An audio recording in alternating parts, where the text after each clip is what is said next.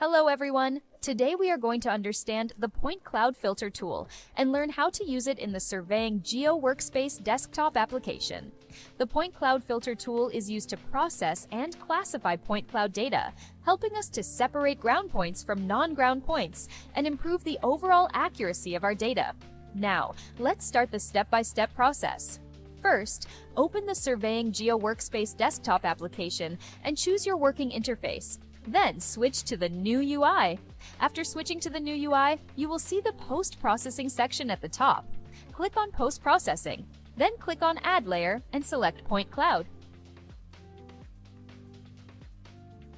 Now, you need to add your point cloud layer.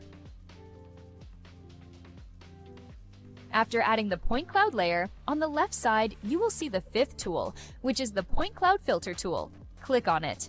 Now, the tool window will open. In the input layer, you will see your selected point cloud data. In the output section, you can choose the file location or keep it as default. Now, move to the options section. Here, you will see different filter types such as SMRF, Simple Morphological Filter, CSF, Cloth Simulation Filter, PMF, Progressive Morphological Filter. These filters are used to classify the ground and non-ground points in different ways.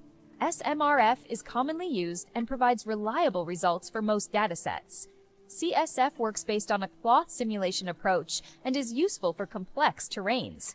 PMF is another method used for gradual filtering of point cloud data. Now, under the settings, you will see two options, Preset and Advanced.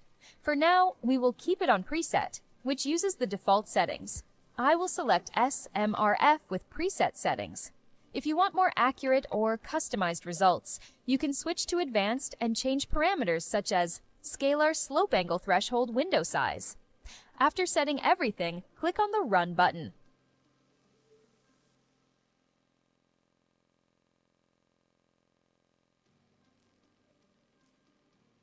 Once the processing is completed, your filtered point cloud will be generated.